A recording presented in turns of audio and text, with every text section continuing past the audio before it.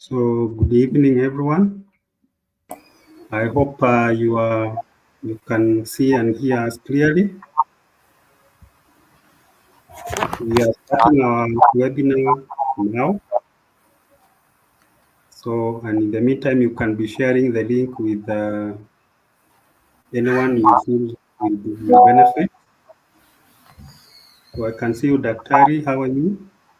I'm fine. Good evening, everyone. Thank you, Evening. Samuel. Karibu sana. Asante. So from the chat, let's see whether you are there. You can hear us. Put that on the chat to see whether you are there and where you are.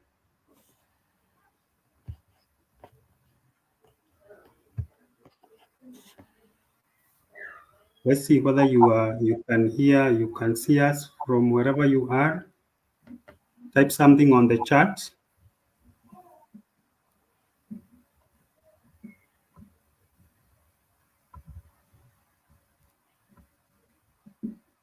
Anyone who can see, who can hear, type something. Yeah, Sally, you can hear, can see. Chapto, we can hear you very well. Can hear you from Nyeri.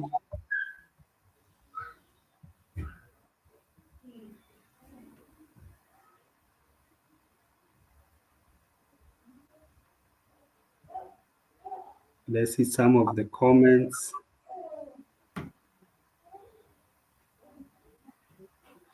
Monica.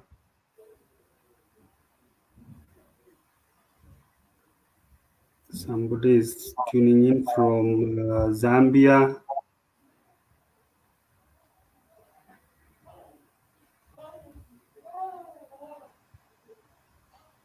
Harriet, Zambia, karibu, welcome.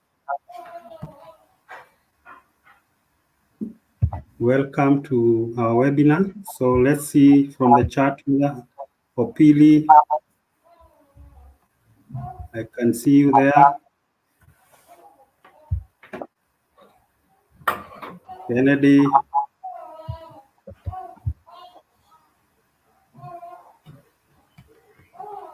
Sarah.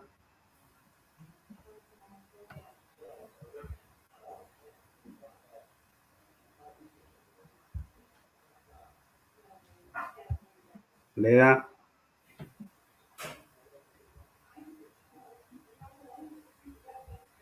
Rachel. Hear you clearly from Nairobi. Agoy, I can hear. Rosemary, rounded here. Thank you. Miriam, I hear you.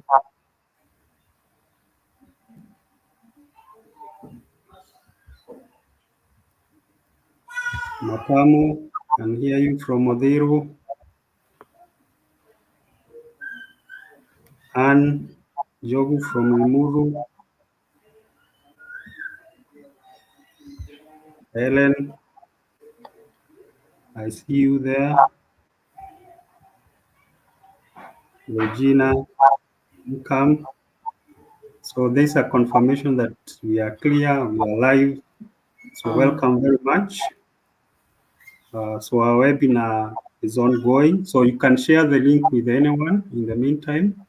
Let them join from wherever they are. If you missed the live show, you still have the recording on our YouTube. So you can review it, you can visit and follow what we will be doing today. So because we have 1.5 hours, we will proceed with our webinar. You can see Tasmin, Naranga, right, Jepwa, hear you very well. So keep the comments coming. Keep them coming. You can also tell us where you are. I can see Shuma there. I can see Zipporah there from Nairobi. Then we have Nadine from Mombasa. Karibuni sana. Thank you. All right, so let's move on. We'll wait for the rest. Will find us. They'll still be able to follow what we will be talking about today. So, and we begin by looking at what we'll be talking about today on how to navigate children with ADHD, attention deficit hyperactive disorder. So, first of all, I would like to talk about the institution. My name is Samuel Uria from the Institute of Teachers Professional Development. Welcome to our webinar. So the Institute, most of you have been our students before. You have attended our workshops, our seminars, our short courses.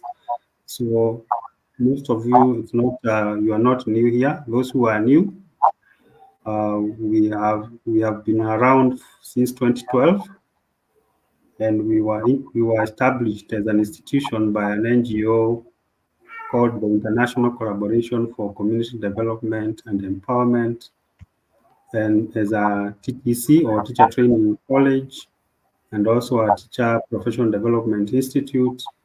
And we have been doing NEC Teachers exam since 2013. ITPD has also partnered with various institutions in order to enhance our professional development programs. And our TPD or our professional development programs include CBC training uh, and support. We have Phonics. We also train playgroup teachers, special needs education, teacher assistant programs. We also have educational administration, child rights and protection, among others, which are available on our website. Other programs include career mentorship. We realize that most teachers and also parents need mentorship in order to move forward in their career and all that. So we also conduct a lot of research writing, mentorship for those who are taking their research projects either in their course. We don't do research for students, but we mentor them in their research. So we also have we also provide learning materials or learning resources like ebooks, videos, audio lectures for those that are taking teacher training and so forth. So our particular program for today is the special needs education, which is headed by none other than Dr. Mary Runo. So our SNE program includes assessment of learners with special educational needs.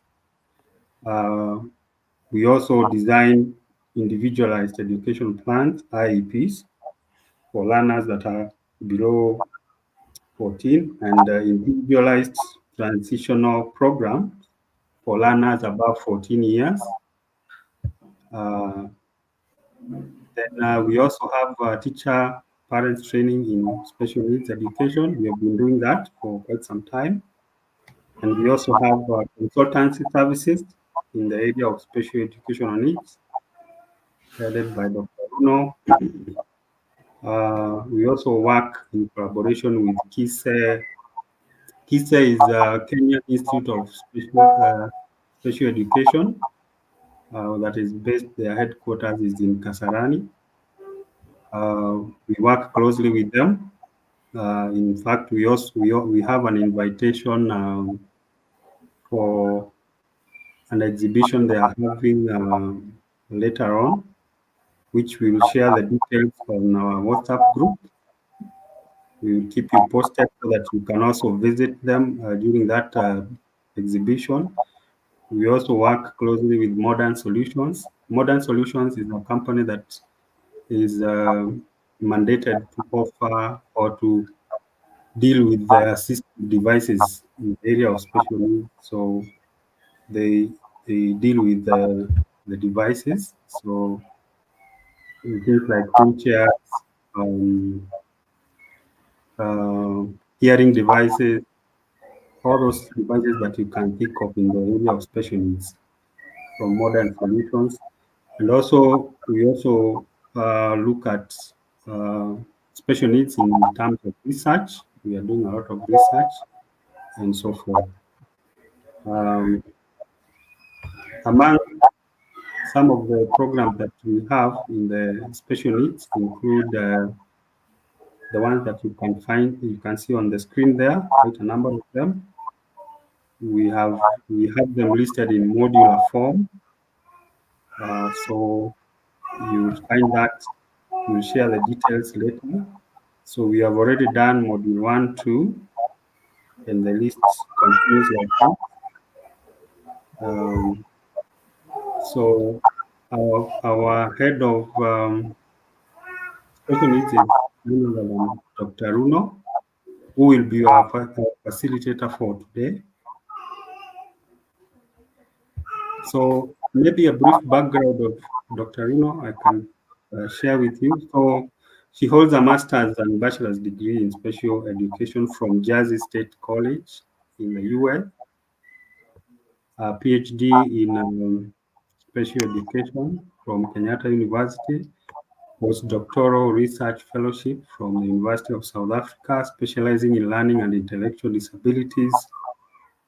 Um, Her professional experience spans over 4 decades in the field of special needs and other areas. Uh, she has held leadership roles such as head of department, project coordinator, and also directed one of the university campus, one of the public university campus. If she wants to tell us more about that, that will be okay.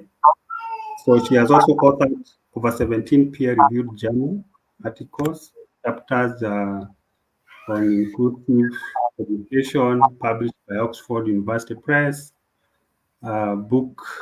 the book on reading disabilities with another on inclusive education, which is in the process, will be out very soon. She also mentors and supervises students. She has done supervision for numerous PhD and master students, and also mentors doctoral candidates from various countries, including Great Zimbabwe University.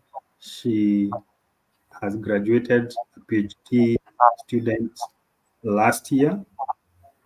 In terms of community and research involvement, uh, Dr. Runo actively engages in community participation, training parents and educators, and on educational matters, disabilities, and has involved in significant national and international research projects and consultancy across Kenya and also in Tanzania.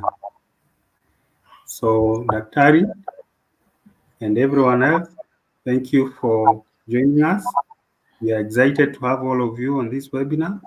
So Dr. Runo will help us explore what ADHD is and how it affects learners and why early assessment is critical or important. So karibu sana Daktari.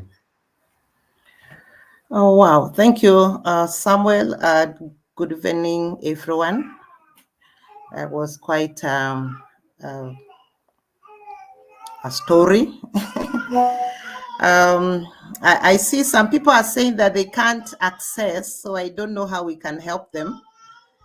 But just like Samuel has said, I have been in special education for more than 40 years. And I thought it's okay to tell others what I know, and especially also to know what you know, so that at the end of the day we can help these children with special needs. They are children who are failing not because they wanted to fail, but it's because we as parents and as teachers, we don't know what to do. And since I have a bit of that information, why don't I give it? And that's why I've joined Samuel to talk to us about ADHD. So we can, Samuel, you can move this cursor, this slide. So what is ADHD? It's a term that is well known to quite a number of us, especially if you're a teacher or even a parent. It's a common term, and we just call it in short ADHD or ADD. ADHD stands for Attention Deficit Hyperactivity Disorder. Basically, ADHD is a neurodevelopmental disorder, or rather, it's a problem with brain organization and structure. It is one of the many neurodevelopmental disorders that we know of. But today we are talking about ADHD. ADHD child or a child with ADHD has several characteristics, and the major ones are three: inattentive, or somebody who doesn't pay attention; hyperactivity; and impulsivity. And we are going to see that in detail. Is ADHD something to worry about? Sure. It is a condition that has been there since the humans were created, or human beings have been in existence. But it is also a newer condition that has been talked about lately. When we were in college, those more than 40 years ago, we used to discuss ADHD, other learning disabilities, but nowadays they have put it under health impairments. So ADHD is not a disease that can be treated and live. However, there's a very small percentage that actually, for these children, there are some researchers who are saying people can come out of it. But it is a complex, heterogeneous condition that has very many packed conditions in it. And because of that, it becomes very difficult for even assessors and teachers and parents to understand these children. So ADHD persists up to adulthood, and to some extent, some children can, at adult level, they can maneuver and do accommodation to a point where they may not be discovered, but a little bit of it will still be found. So we are interested in the children and see where we can actually arrest or make the situation better for these children. So ADHD can impact academically, can impact on the academic performance very badly, to a point where people are still saying we share the link. So they can, and they do affect the academic performance. And there is somebody who is also saying they can't hear. I don't know how I can help that person. Maybe when after this it can be recorded. I don't know how many people can't hear, but Masala is saying that she or he cannot hear. So it affects also the social interactions and overall quality of life of this particular child. Next. So ADHD in the classroom. Students with ADHD may exhibit various behaviors that can affect their learning and classroom environment, and they really do affect. Common signs include difficult staying focused. We know these children as teachers, as parents. Excessive talking, a lot of fidgeting, they're using their hands and their legs, and they keep making strange noises. interrupting others. So it's a condition that can be very trying. It's a condition that can bring a lot of anxiety both to the parents and the teachers. If you have one or two in class, you have enough load to worry about, because this child literally works without any particular goal, and they can move around, they sit, they walk, they talk, they answer when they don't have to answer. So it can be, ADHD can be very destructive. So understanding these behaviors help us as educators and even as parents in the way we can support them in inclusive environments. These children are, majority of them, mild, moderate, in our regular classes. Even the severe cases could be still in our regular classes. But how do we deal with this condition? That's why we are here. Next. So we decided to put a case study. Perhaps you can resonate with some of the two case studies here. We have put for a 10-year-old and an 8-year-old. Case study number 1 is about Alex, a 10-year-old boy, student who struggles with inattentiveness and impulsivity, not attending and acting without giving much thought. He often forgets to complete his homework and has difficulty staying focused during lessons. Alex's teachers have noted or notices he frequently interrupts classmates and has trouble following instructions. These children can be very destructive in class, and he doesn't know that he's actually being destructive. He actually gets worried when he sees that he's being punished because he's being told to keep quiet, keeps quiet for 1 minute, and he forgets that he's supposed to keep quiet and he's talking again. Other children are discussing, and he wants to dominate, and sometimes even what he's dominating on, in terms of the in the group, it's not going very well. Sometimes it doesn't even make much sense because he's just talking, sometimes almost irrelevant things. Next.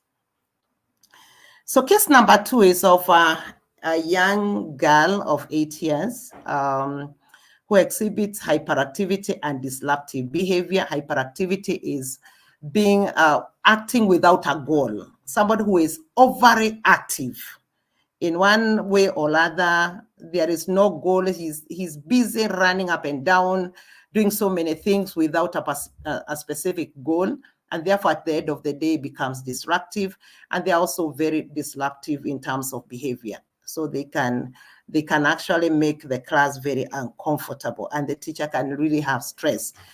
Before I go on very far with this case, I can also mention that it depends on the context where the child is, the environment. If the environment, like for example, in those old days, maybe we didn't discover so much about ADHD because everybody was doing everything almost the same. But today there's too much control in class. You keep quiet. This is time for silence. It's time for do this. So children are not able to sit still, and it affects a child with ADHD will definitely show up, will definitely be seen, be very conspicuous. So this particular girl, Sala, she often fidgets, moves around in the classroom, and talks out of turn. In other words, she doesn't even wait to be called. I think we have Sala's teachers have observed that she struggles to stay seated and has a hard time waiting for her turn. Yeah, those are the children who want to answer every question, but when you ask them what they wanted to say, they actually don't have an answer, or they say something that you really didn't expect. Sometimes they want to even give you an answer before even you ask. That means it's completely out of context. Yeah, next. So in a nutshell, what are the main types of ADHD? There are actually 3: hyperactive, impulsive, and inactivity is another one. And then we have the combination of the two. That's why you're seeing those 2 circles. on hyperactive impulsive characteristic or condition or type. This kind of a child is excessively fidgeting. He fidgets, or she's fidgeting too much excessively. You can imagine somebody just tapping on the table all the time. And this is the time they're supposed to be listening, or they are putting their heads, their legs up, they're putting them down, they're tapping on something, maybe knocking on the desk. And this is the time they're supposed to be listening. They have difficulty staying seated. They stand and walk away and come back. They go to the ground, to the playground, they come back. They won't know even how to ask for permission, because there is no need of asking for. They're actually not going to help themselves. They're not going to the toilet. So he just stands up, walks around in the classroom, may come in front where you're teaching, just looks at you, comes back, or just walks out and then comes back. They are less stressed and always on the go. They have excessive talking and also interrupting and intruding on others' businesses. That is hyperactive impulsive. The one who has the characteristic of inattentiveness, because it could be both, has difficult with attention to detail. They have difficult focusing attention. And we know in our learning, we have to pay attention. In our listening, we have to pay attention.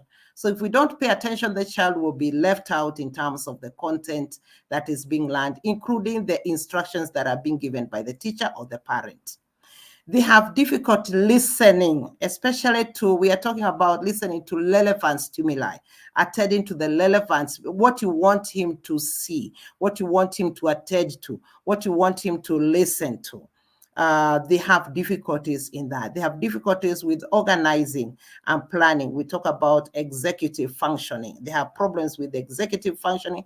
These children can be very, very untidy, whether at home, disorganized, whether in school, even when they are working on a certain exercise or project, they are writing on the book. You look at the book, it's all disorganized. And other children without the disability, this condition, they are well organized. And they are easily distracted, or they are quite forgetful. You hear they hear the information and they forget immediately.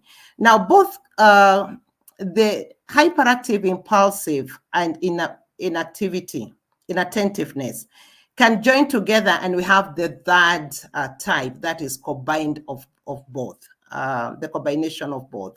And you can imagine the combination of them. Somebody is excessive fidgeting, has excessive talking, and at the same time inattentive, on not listening. They are not organized. It can be quite a problem. So next.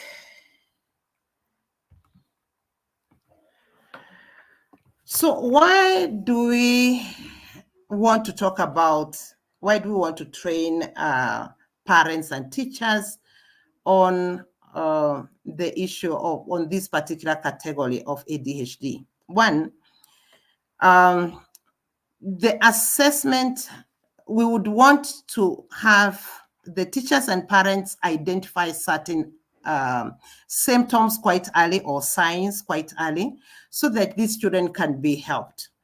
Ideally, these children are diagnosed by doctors, pediatricians, psychiatrists, and psychologists. However, we teachers and parents are the ones who have these children. Before even we refer them to a psychologist, before we refer them to a psychiatrist or a psychologist or pediatrician, before they are referred to a doctor, we actually have them at home and we have them in school. So it is important that we look at some of the signs that are telling us all is not well. So it is important we talk about early assessment of ADHD, and it is very, very crucial. It should be timely, and it should be done in a lot of intensity, because when these children are not identified early, a lot of bad things happen to them. So identification of ADHD early can help mitigate its impact on academic and social development, including emotional problems. Assessment allow educators and parents to create personalized strategies to support these children. If you look at some of the studies about failure to identify these children, very many of them, a very high percentage, almost a third of these children are involved in crime because they were not identified. They are at risk of using substances, drugs.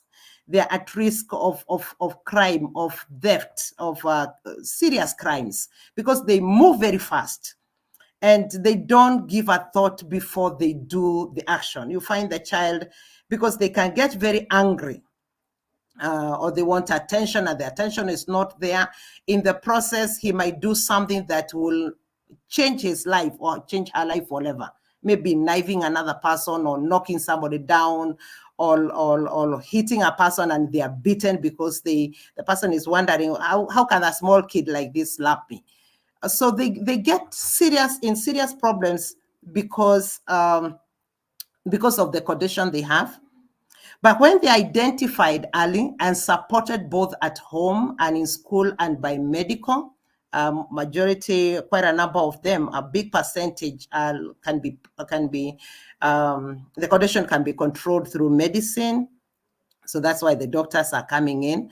But with the psychologists come in because of behavior therapy, and the teachers, special teachers, and regular teachers come in because they can identify, and we can actually put in some strategies that can help identify these children and actually almost alleviate or try to help the situation better. Basically, it's not about the child changing. It is about the system changing, the environment changing for these children. So that's why we are calling upon you, because these children will not change and they will never change.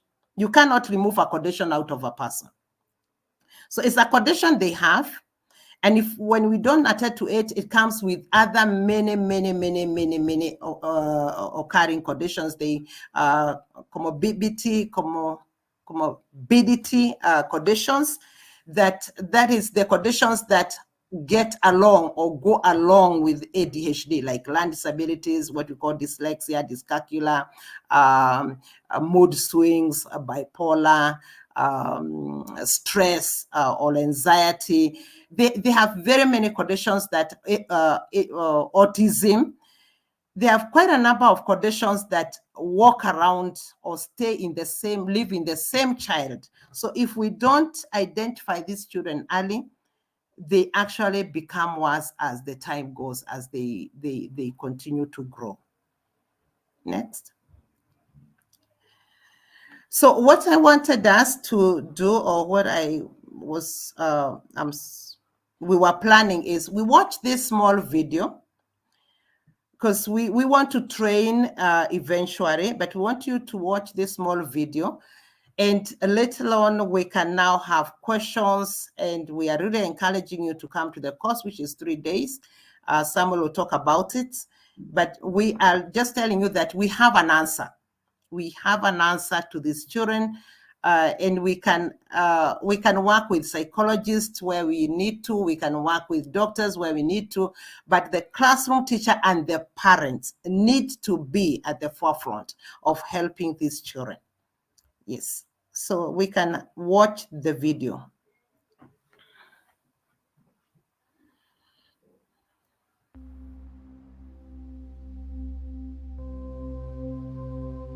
Attention deficit and hyperactivity disorder is characterized by difficulties with sustaining attention, overactivity, and poor impulse control. For a diagnosis, these core symptoms should be present by the age of 7 years, even if they're not recognized until later in the child's life.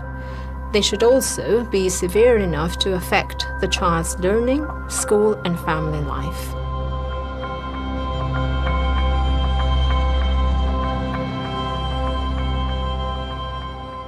About 1.5% of children aged between 5 and 15 will be correctly diagnosed with ADHD. It is more common in boys. In children with learning disabilities, the rates go up to 20%, and in those with an autism spectrum disorder, the rates of ADHD can be found in about a third of them. Difficulty maintaining attention is a key symptom of ADHD in children. This is characterized by listening difficulties, not following instructions, and making careless mistakes in their work. A child will be very easily distracted, daydreaming, forgetting and losing things, not finishing tasks, and easily bored. Children with ADHD will also be overactive, frequently fidgety and restless, leave their seat in the classroom without permission, or talk excessively. They may move quickly and forcefully without considering others. They may find it difficult to resist their impulses, be unable to wait their turn in a queue or a game. They may control or interrupt conversations and blurt out answers before the question is complete. Some may be prone to risk-taking behavior, doing things without taking time to think about whether it's safe, displaying little or no sense of danger. Many children with ADHD will have tantrums, disruptive and destructive behavior. Quite a few of them will receive a diagnosis of oppositional defiant disorder and some of conduct disorder. Children with ADHD are at higher risk of having other developmental and learning difficulties, such as dyslexia, dyspraxia, speech and language delay, or other impairment of speech. They may also have social communication difficulties, repetitive behaviors, and some of these children will experience low self-esteem, anxiety, and depression. It is often difficult to identify anxiety and depression because the disruptive behaviors become the focus of concern for teachers and parents, and therefore anxiety and depression can go overlooked. For a diagnosis of ADHD, the difficulties are expected to be present at home and school. However, some children will show more difficulties in one context.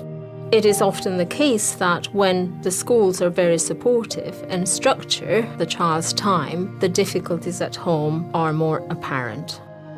ADHD is not caused by bad parenting, and that's important to remember. It is a highly heritable disorder. It runs in families. It can also be caused by brain damage during pregnancy or birth complications. A very low birth weight in the child, as well as use of alcohol and smoking during pregnancy, are all associated with high rates of ADHD. There may be other risk factors, such as the presence of intellectual disability or other medical conditions that affect how the brain functions. ADHD symptoms lead to poor educational attainment and long-term educational outcomes. Their learning is affected a great deal. The impulsivity in particular can affect relationships with family members, teachers, and others who are involved in the children's lives. Children with ADHD frequently get into arguments. Friends and siblings are less likely to want to play and spend time with them. They experience low social confidence and competence with implications for their long-term development. They're also at risk of engaging in substance misuse and antisocial behaviors, all of which increase the risk of becoming involved with the criminal justice systems in the future. There are strategies that parents can learn to use to optimize the child's functioning at home. For example, giving simple instructions and creating a quiet setting for the child to do the homework.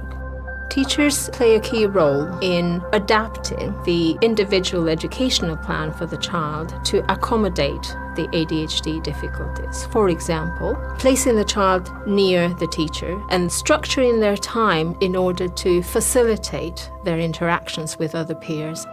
Many children will show difficulties with concentration, level of activity, or impulse control during their lives.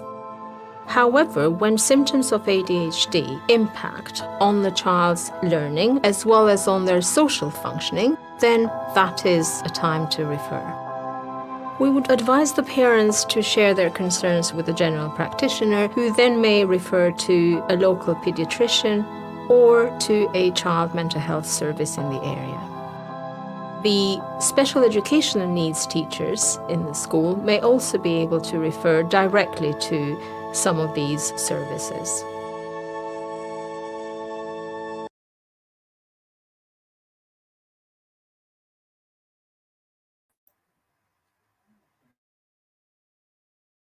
Um,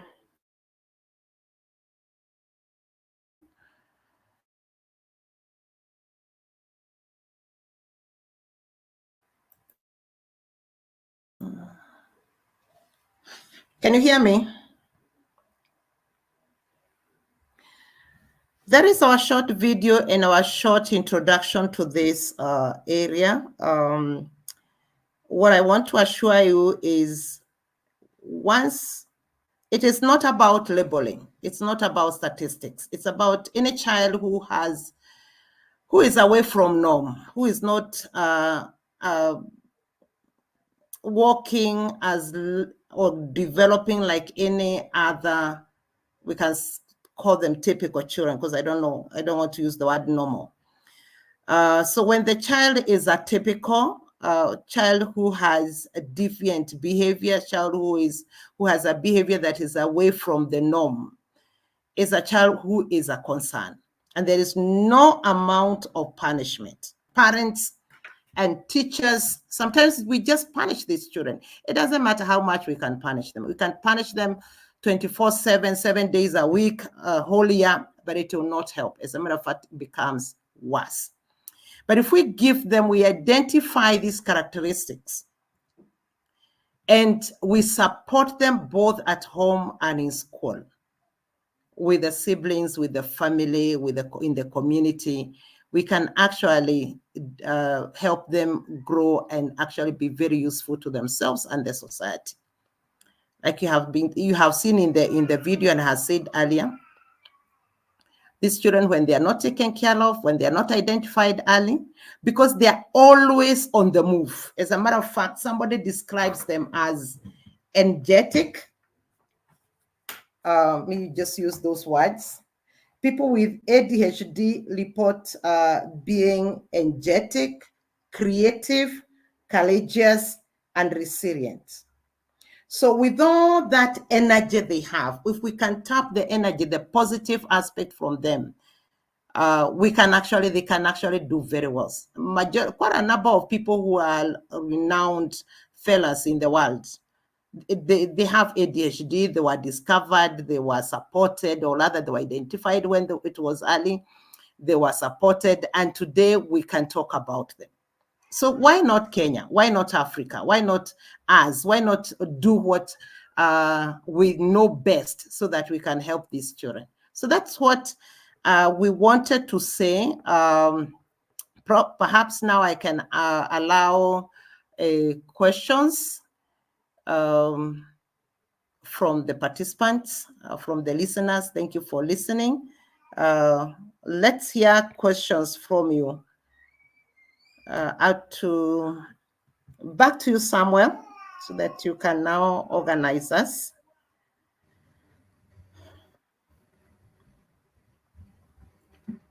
Thank you very much, Dr. So on the chat, you can post your question, prepare your question, and put it on the chat. We are going to display it, and Dr. will respond. So let the questions start coming on the chat. Well, the questions are coming. I can also say it's about the differences in the brain for a typical child and one with a typical child, or the so-called in quotes normal, and the one with ADHD. So they think differently, they have structure differently, but they are very, very useful children. They're useful children, and these people can do wonders if they're supported. Yeah. So questions? Yes, Maoni is saying they are also very smart and always do their best in what they love. Sure. If they love something, they can actually focus.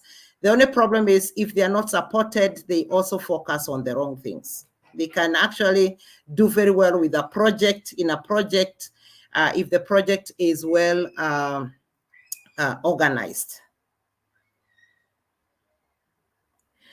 So somebody is asking, how do we get through to parents in denial?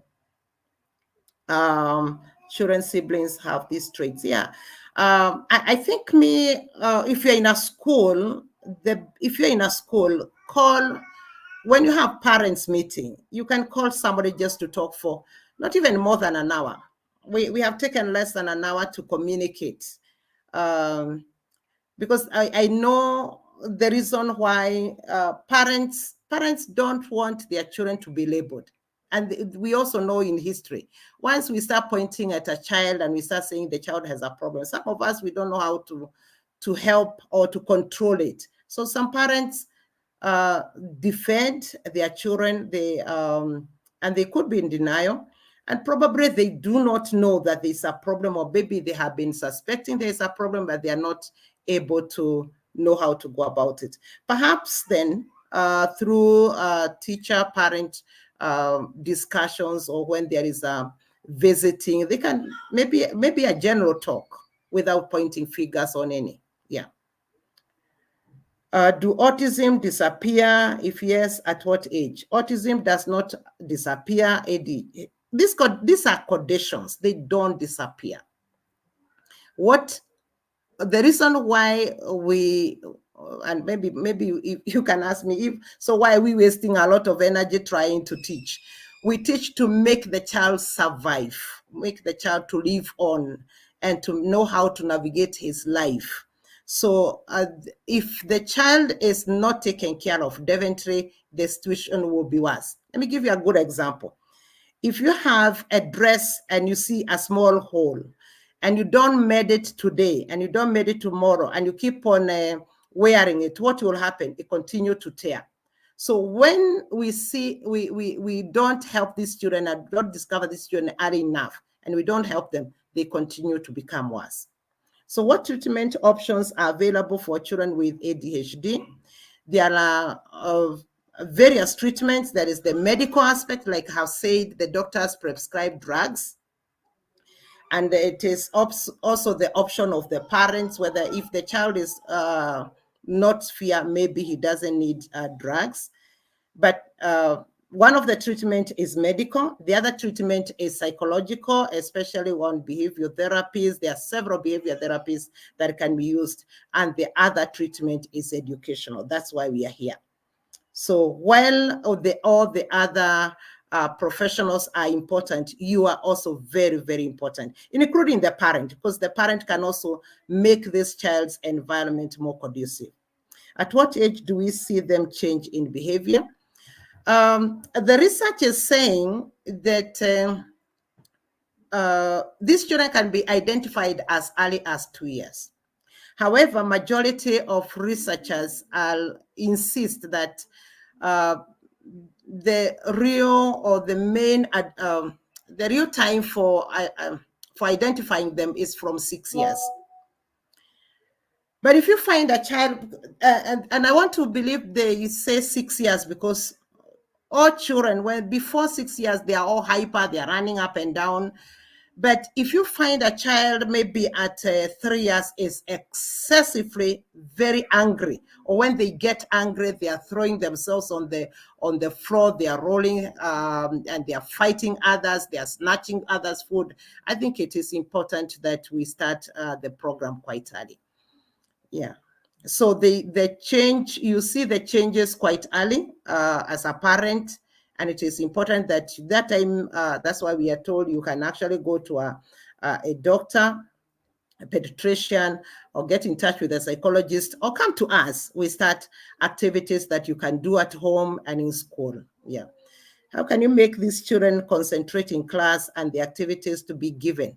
Now, that is why we are calling you for the course, to register for the course, because we are going to give you specific strategies that do work and has worked with other children. So the activities are very, very many.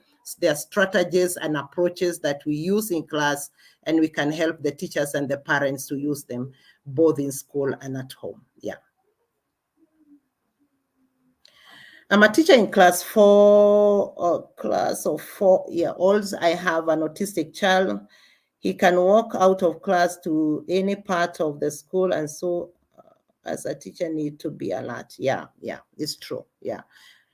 You need to be careful. The most important thing is, I hope the school is gated, or it's fenced, so that at least at the end of the day, you don't lose that child. But they do.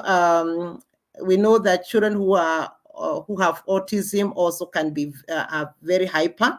So some of these characteristics cut across. Nevertheless, the most important thing is, whatever symptoms we find, do we have an approach? Do we have a strategy of dealing with that symptom? Yeah, together with other professionals. In one of the ECD class in our school, there is a boy who is always sleeping. What can be the cause? Perhaps we may need to find out whether there are many causes. There could be many causes. One of the problems they have, ADHD, children with ADHD and those with autism, if I may also mention, is poor sleep patterns. They could be awake all night and sleeping during the day. The child may also be on medication, and maybe you have not been told by the parents, and maybe there is also an overdose. Sometimes the doctors, because they give the medicine, but because they are not with the child day in, day out, it is the parent and the teacher. We also need to watch the sleeping patterns and the activity patterns. So I have actually seen quite a number of children who are on medicine. They are actually on drugs from doctors, but because the doctor does not know the dosage, or does not know whether the child is reacting, the child sleeps throughout the day. The teacher may be happy. There are some teachers who may be happy that the child is sleeping throughout, but I will not be happy if I was the teacher, because the child is losing. Do certain foods affect behavior of ADHD? For instance, foods and many other substances do affect, including additives and sweeteners of the foods we eat. So it's not wheat alone. There are quite a number of foodstuffs that we need to find out. Sana, it's actually said about specific cases like autism or children with Down syndrome, but we can also bring in the proper diet. Diet is very important, and it's a matter of, if the child is given a certain diet and you find he's reacting, because he can react to this one, and another child with ADHD does not react, then you withdraw that particular food and you give another one. Wheat is very difficult to digest, so that could be it. My question is this: how can you handle a child who does not do assignments, or if he does, he doesn't finish? How do we treat it? Again, those are some of the strategies that we are going to tackle in the next 3 weeks, 3 days, that is next week. Samuel is going to talk about it. It could be frustrations. Maybe the child does not understand. You need to find out the cause, the root cause. Could it be that the child there's too much work, and the child is no longer interested, and they are not paying attention, or maybe they are paying attention to something more interesting. They get bored very easily also. Remember, these children are also smart. Some of them are even gifted. Could it be that they didn't hear about the assignment? There are many things. Could it be fatigue? Could it be anxiety? There are so many cases, so many causes of not doing assignments. And remember also we talked about they have problems with executive functioning, and therefore the organization and the planning could also be part of it, including not paying attention, sitting down for too long. So what is the importance of early detection of ADHD? The importance of early detection of ADHD: to ameliorate the problem, to mitigate, to help out. When you identify them early, it's just like, sorry to use this, but we are always called by doctors to go for cancer screening. I'm just giving an example, and please excuse me, I'm just going to give an example. We are always told, come and get there's cancer screening that is free. We don't attend. But you find, because cancer is a silent killer, you find somebody has gone to the hospital and you're told you are in, it says stage 4 or stage 3. But if they had gone for screening at stage 1, it could have been maybe operated, or something could have been done. Maybe I've seen so many survivors of cancer because it was diagnosed quite early. So I'm trying to answer your question. When we detect ADHD early, we make the child's life better, both in school and life. My question is, that is Sala, do this condition affect the physical fine figure muscles? Because this particular child can't be able to write, but he can sound letters, recognize numbers in what can't, and why can't he write? Now, like I said, there are many conditions that go together along with ADHD. So the child may also be having learning disabilities, which is this actually, which affects the motor, depending on which other part of the brain is affected. So it could also be physical. And that's why when they go for assessment, one of the things we get that should be also be looked at and be assessed is the level at which the visual acuity, the hearing acuity, the motoric, and even how they move their muscles, or they should have a comprehensive assessment. So yes, it is possible, especially because we know that there are many other conditions that accompany ADHD. How can you distinguish a child with autism and that one with ADHD? Of course, with autism, it's more severe. We have two types of major types of autism. We have the classic and we have the Asperger. Again, like I've said, it can be together or it can be by itself. It's more of the characteristic. Children with autism, they are hyperactive, but they also have problems with certain behaviors that ADHD don't have, like sameness, rocking.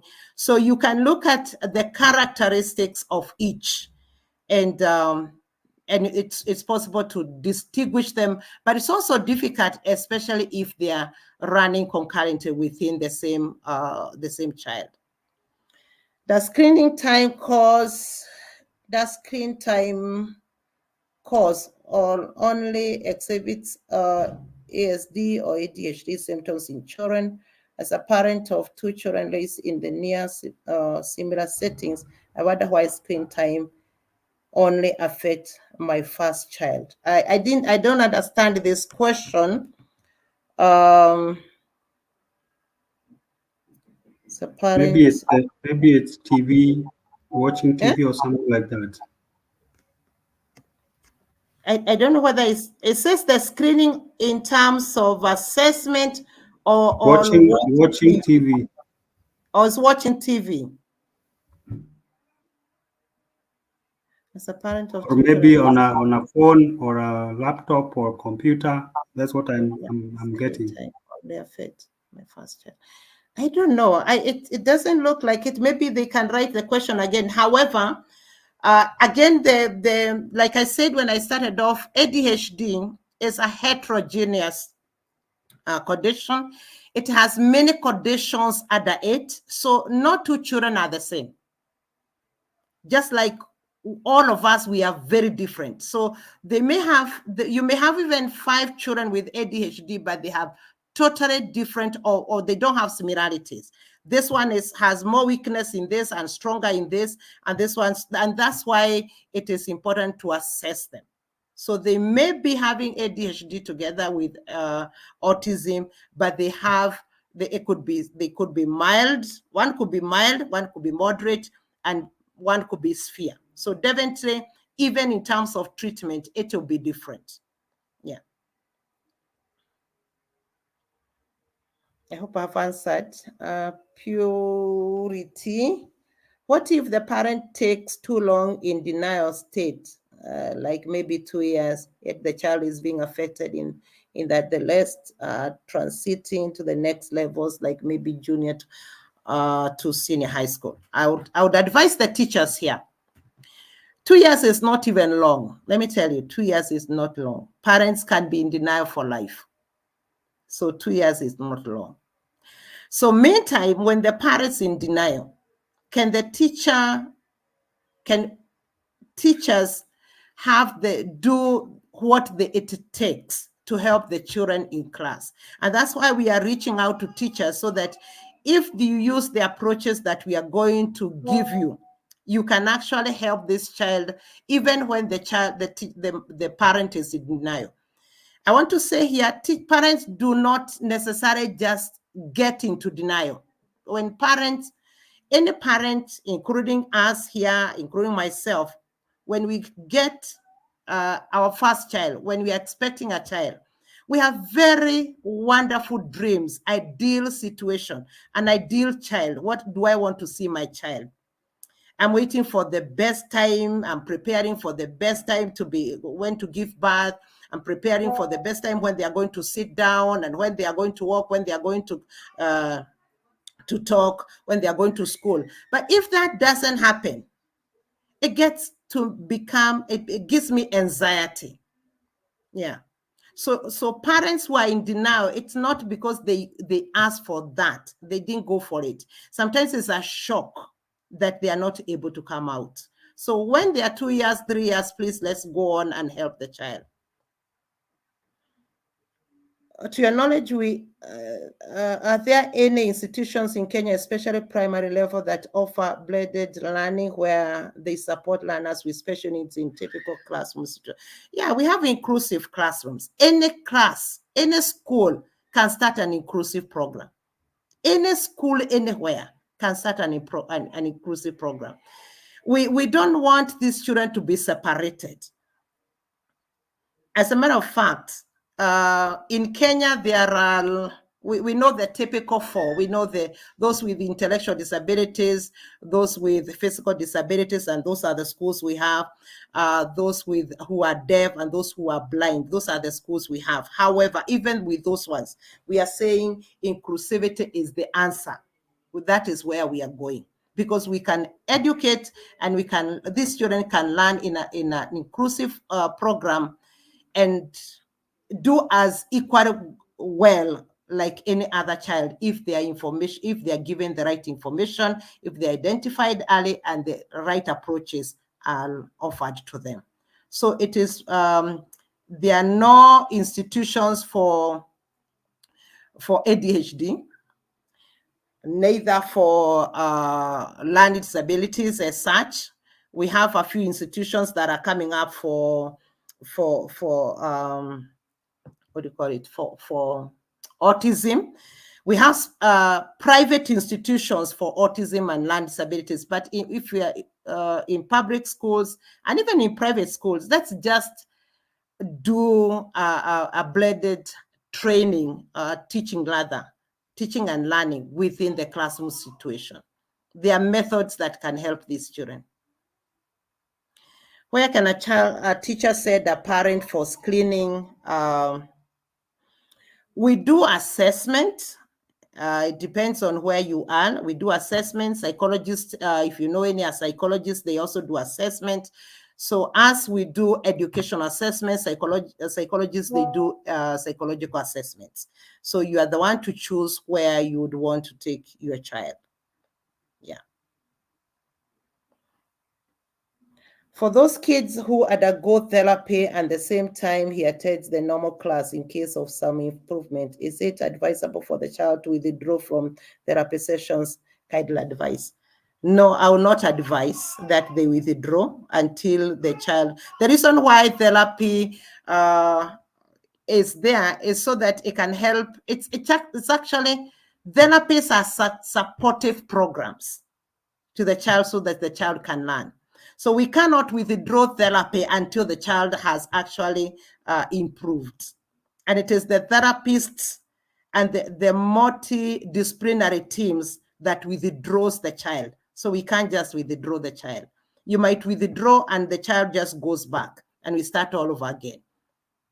So it is important that we don't take chances of withdrawing the child unless the child need to be assessed afresh so that we see what was the initial assessment. How has the child improved? Can we lessen? Maybe they were going for 3 times a week. Maybe they can go once or twice a week. So the withdrawal should not be abrupt. Yeah. So the Institute of Teacher, now I have learned that ADHD is a lifetime condition. Should this be accommodated in a normal schools? Yeah, sure. They're already there in the normal schools. It's only that they are not being taken care of. So what we are saying is, can we, teachers and parents, can we teachers, let me put teachers, can we teachers learn extra methods that are not there? We give methods and approaches of helping all children in your class so that all children can learn without leaving any behind. Yeah. So they can be accommodated, and we are talking about an inclusive program is actually a normal school that accommodates children with special needs. Does the medication have a side effect on the learner? Yes, it does. Just like you have, even with you, if you take medicine for quite some time for one condition, it will definitely have side effects. So they have side effects, and that's why it is important if the child is on medication, the parents need to keep observing the child. If they disclose to the teachers that the child is on medication, the teachers can also help us in observing that child. And there's somebody who asked about a child sleeping. One of the things that, one of the side effects of medicine or medication is drowsiness. You find the child is actually drowsy in class, or maybe they are awake when they are not supposed to be awake, or many other conditions. Yeah, they have side effects, and it's important that we work with the doctors so that the doctors can actually help us out with those children. Yeah, so being observant is key so that these children can be helped. And of course, it helps. Medicines help with education and with therapies. They'll help. How can you handle a student who forgets what he or she has been taught? Again, the answer is coming. We have approaches to help you out on how you can help such children. And of course, just briefly, I can tell you that instead of giving too much work, give less, give points, give write notes. Make sure that you are always available before they go home. If you're giving assignment, you can give a note. You can make him repeat what you have said, overlearning, rehearsing. Those are some of the approaches that we can use, and there are bigger, more approaches than that.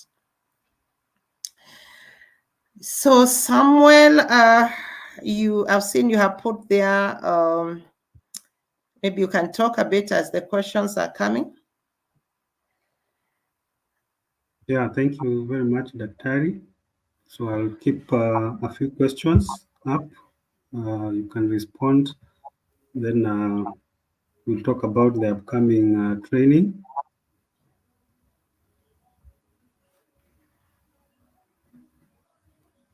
I don't see any other. Okay, there's another question.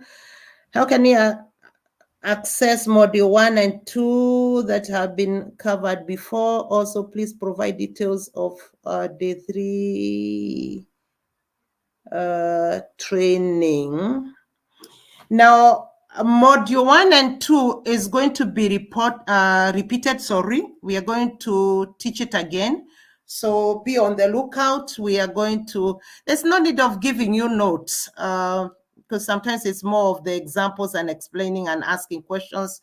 So instead of just giving you notes, we would rather you come for that module when we offer it again. And it doesn't have to wait until we finish all the 14 modules. We can actually repeat if the majority, quite a number of people are interested in module 1 and 2. I don't know about day 3 training. What do you mean by day 3? Please provide details of day 3 training. Is it because of... That probably is module 3 training. Oh, that is module 3. Which we are going to talk about. Okay, all right, so okay. Because of the interest of time, we have a few minutes left. We have had a few modules that have been covered. This one is our third module. The first and the second, the first one was on identification, early identification and intervention. Then we have the autism, and some of those who attended are still here. I can see them. So we'll have a repeat of those sessions later. And that's why we formed a group, so that when they are coming up, you'll be able to let you know via our group, our WhatsApp group. So don't leave the group.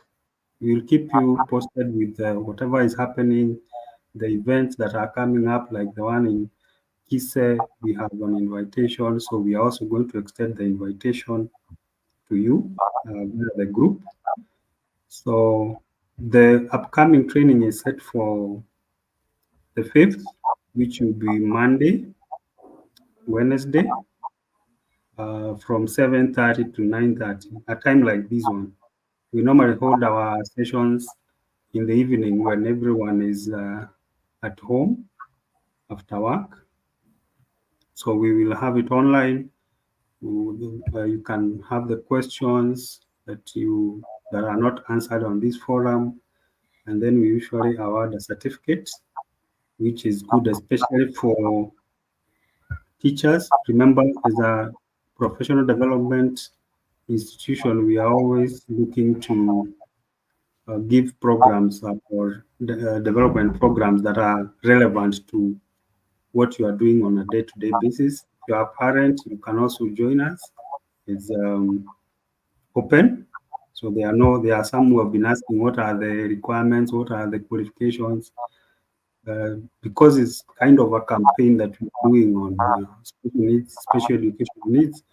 Everyone who is interested can join our program. We have not put restrictions, parents, teachers, and anybody else. So our programs usually cost 3,500, those who have been there. But if you are returning, we can do a discounted rate for you today, for those that are going to register today. So we can have the session at 2,500 for those who have done before, and those who have joined us today. We can also ride along with the rest. So we have a discount for today at 2,500. So we will put registration link on our website, the same place where you registered. You'll find that link there. So make sure we will send you the information still on our WhatsApp group, and still on this very page, itpd.ac.ke/SNE. You'll have all the information that you need to know, either for your school or for your child, and so forth. There's a page dedicated for special needs education. Any upcoming training is usually pasted on that particular page. So you can note that the details on your screen. So we will open it for today at 2,000. But when you go to register, you find the 3,500 will be still there. But for those who will be paying today and tomorrow, if you post it at that time, we will accept 2,500.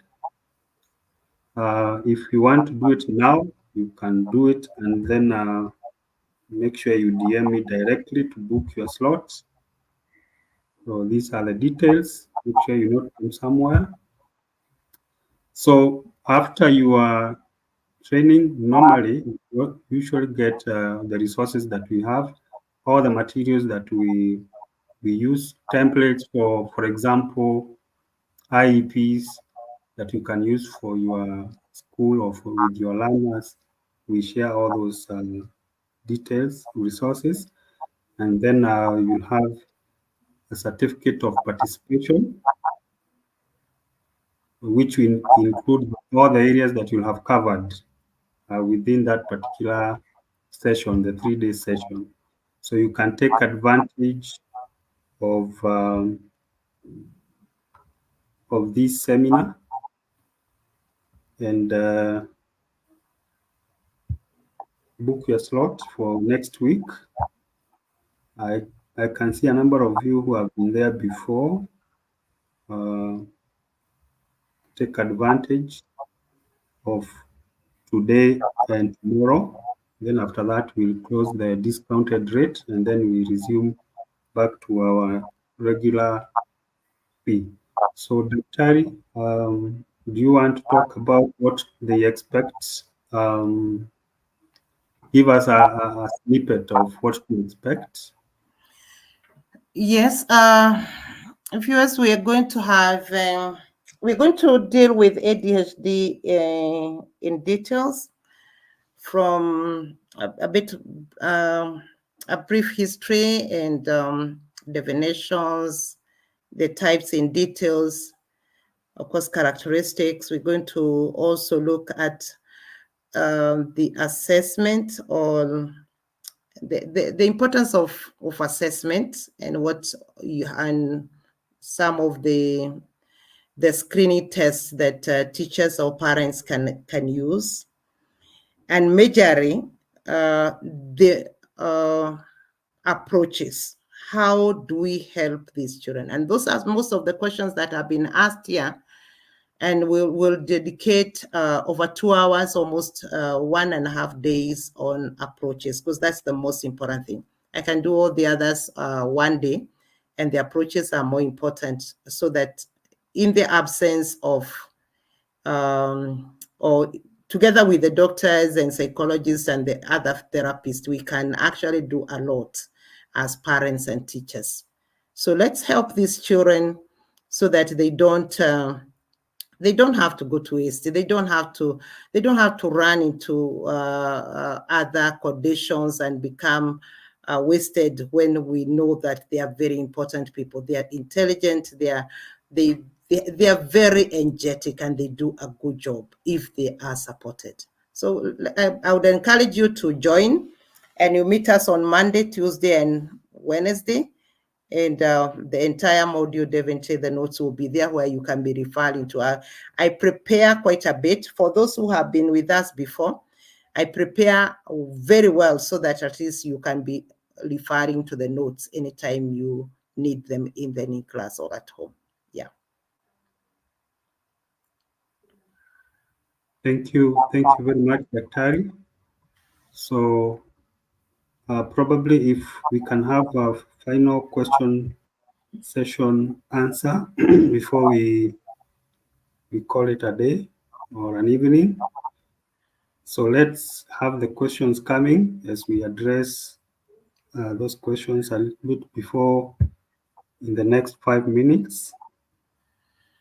Then and maybe Samuel, they can we can get them react to the webinar, whether it was useful, and whether they would want more of that. We'll be giving quite a number of free webinars before, so that majority of people can actually have the information. So give us an evaluation in that your comment. Tell us what you feel. After payment, which is the number for DM to show one has done the payment. Oh, it will show. I think Samuel will answer that question, whether there is any indication that they have paid. That is your question, Samuel. Yeah. So I'm putting it up there. So you DM to that particular number there. It's the same number that is on WhatsApp that you've been using. So, but you can direct message. We'll be able to get the message there. For those, I know there are those outside the country. We can still figure out how to do that after the webinar. Thank you. So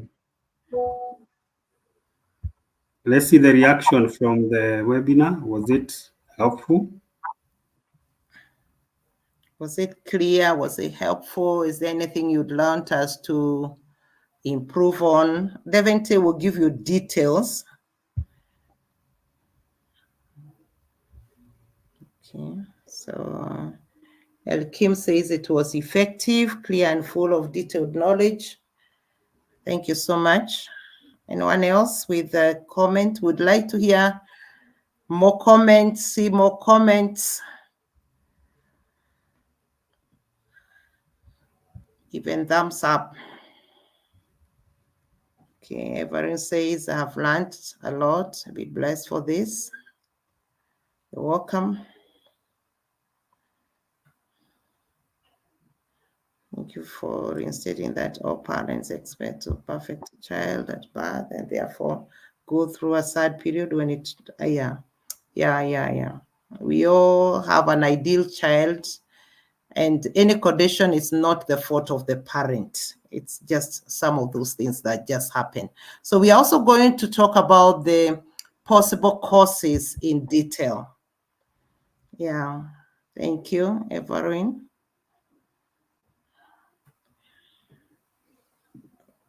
Thank you, very helpful. If you are to rate it from 1 to 10, you can also rate it. Tell us whether it's a 6, it's a 2, it's a 3. I see Safaricom always saying, let us and tell us where we can improve.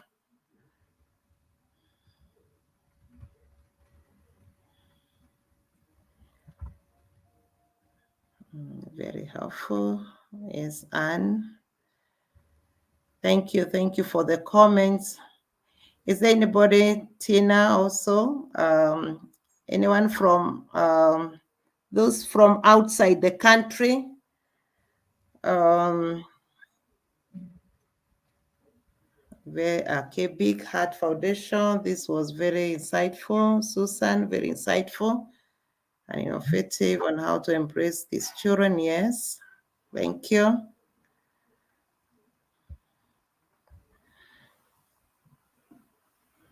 Thank you. Prudence.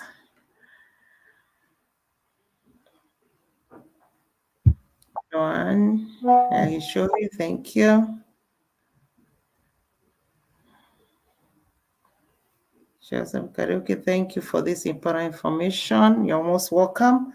We'll continue giving as much as possible, because there are people who will never go to the university. You already gone to the university, you have your degrees, you are now doing something different, but these children are with us, they're within the environment, in the community, they are our brothers, our sisters. So we'll continue repeating what you would have paid 300,000, 400,000 in the university. We'll give it with less than probably 30, 40,000 if you take all the modules. And you'll be as good, because we are giving in details. We are giving practically and in details. Okay. Gaga is saying the lesson was impressive. I have enjoyed my advice to doctor that there is a need to change negative attitude from the parents. Most of them, the child with ADHD, they can't access education. We can't change negative attitude without training. We can only change by talking and talking, and don't get tired of talking. Don't get tired of talking to parents. Like I said, a good one is when you have just come up with something that will make the parents sit, and keep giving information, keep sending flyers. That is the only way we can change. People don't change when they don't have information. Yeah, if you don't have, you don't know that you even have a negative. And I want to also say, probably they are not even having negative attitude, is they don't have the information. Let's continue giving each other information. Why do most of that was a question I didn't see that was a question earlier. Why do most of the learner after going for checkup they come when they are more hyper? Again, it's new environments, what they were given, the situation, the environment change, and probably even what they, yeah, the environment change and what they have, because these children, some of them are aware that there's something that is wrong. It's only that they don't know how to get through it.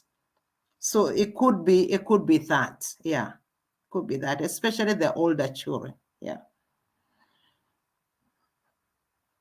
Okay, thank you, Margaret. You know what to do with your learners. Thank you. We want you to help these children. We want more citizens. Prudence 10 out of 10. Thank you. Samuel, you can take over as they continue to rate the course. You can take over since we said we'll finish by 9. If there is any other information you want to give. Thank you, thank you very much, Dr. for that. We are looking forward to the next session. That is our module 3 on ADHD. So Monday, Wednesday, 5th to 7th, let's meet there. So we'll keep the information coming on our WhatsApp group, and let's learn how to handle these children. So Jedida is saying, thank you, Daktari and ITPD. We need to come together and create more awareness about this. Yes, we have an open forum. Anybody that has something to offer, you are most welcome. Sure. Let's do this. Thank you very much. So since now our time is up, we would ask to stop there.